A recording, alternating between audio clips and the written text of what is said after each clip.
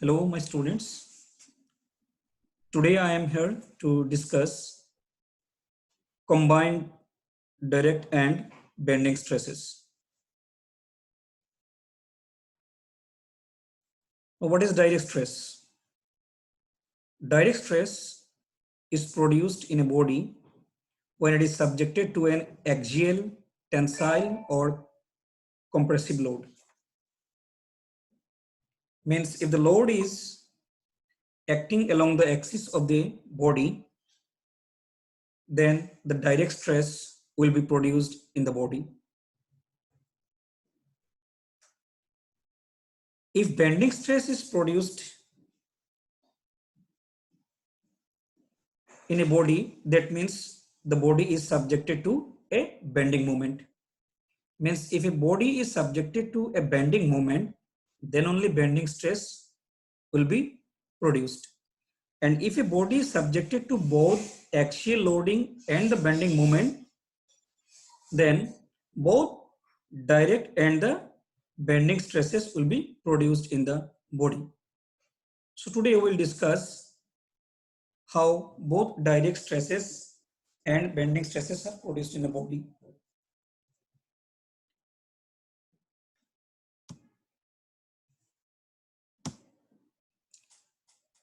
Here, there is a column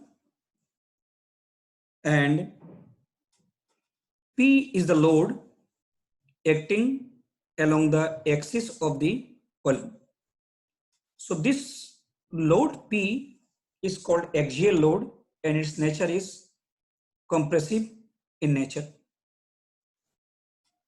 So this axial load will produce only direct stress.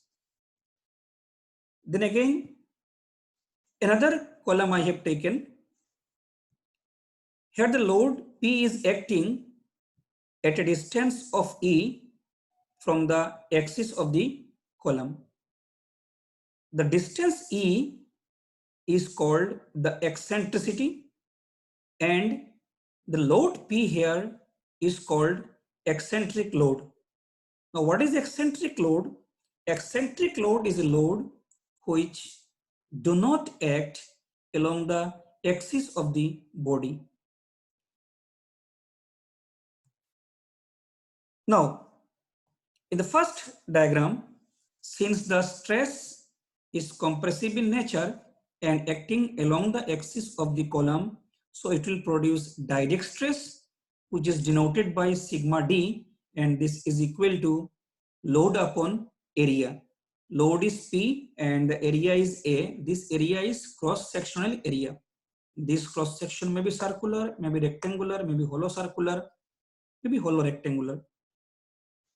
And in the second diagram, since the load is eccentric, so this eccentric load P will produce a moment about the axis.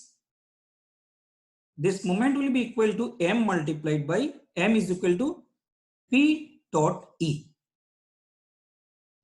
So the bending stress here will be produced sigma B is equal to M upon Z, and this M upon Z is coming from the flexural equation or bending equation. So the bending equation was M upon I is equal to sigma B upon Y, where M is the bending moment, I is the area moment of inertia, sigma B is the bending stress, and Y is the distance from the neutral axis. From this, we can get sigma B is equal to My upon I is equal to Mi by Y is equal to M divided by Z, because Z is section modulus and section modulus is defined as the ratio of area moment of inertia to the distance of a layer from the neutral axis. Now, before moving, the sign convention that we will take in this topic, if the stress is compressive stress, then we will take it as positive stress, and if the stress is tensile in nature, then we will take it as negative stress.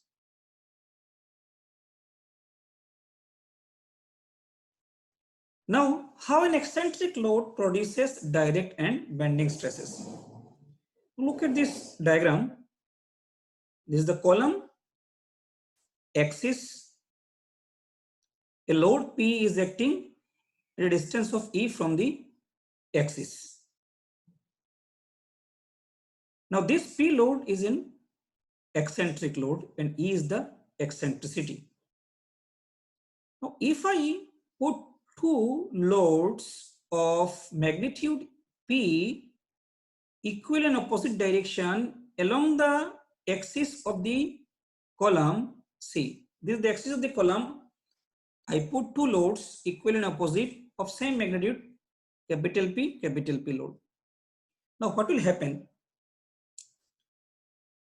The force marked with red color, this force or load acting along the axis of the column, and its nature is compressive in nature.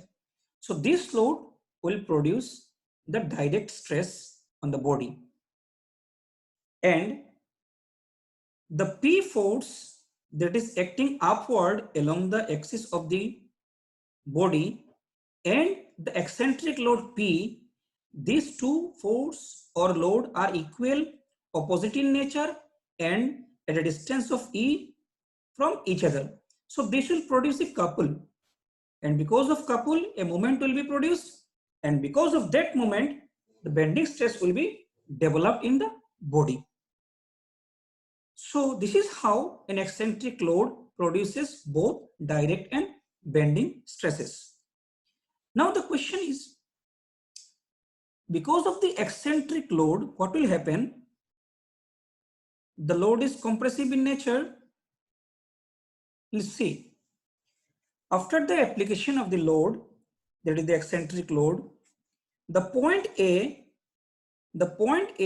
will be compressed and point B will be lifted. So point A compressed, it is permissible for a column, but the point B is lifted, that is not permissible for a column in any type of construction. So I have written point A will be compressed and point B will be lifted. Now at the point A there will be maximum stress, and at the point B there will be minimum stress. Now what is the maximum stress? Maximum stress sigma max is given sigma D plus sigma B. Sigma D is the direct stress, sigma B is the bending stress. And at the point B, minimum stress will occur sigma D minus sigma B. Now for any column, we should avoid tensile stresses. That means sigma mean should always be positive. So next the question comes, what is the condition for no tension in a column? So condition for no tension in a column, sigma D is always positive, that is compressive stress, and which is permissible in column, so it will not create any problem. Tensile stress are not permissible in the column because if the tensile stress occurs, then the column will be lifted. So for no tension, sigma minimum must be a positive one.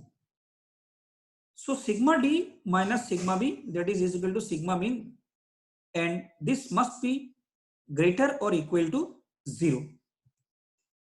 So what is sigma D? Sigma D is P upon A, load upon area, minus sigma B. Sigma B is equal to moment upon section modulus, that is greater or equal to 0. Then P upon A greater or equal to M upon Z, and I put the value of M, P dot E. So PP will cancel out. So ultimately I am getting E less than Z upon A. This is the condition for no tension. That means if the load is applied at a distance of E which is less than Z upon A, where Z is the section modulus and A is the cross sectional area, then there will be no tension in the column. So this is all about. Next we'll discuss the middle third rule.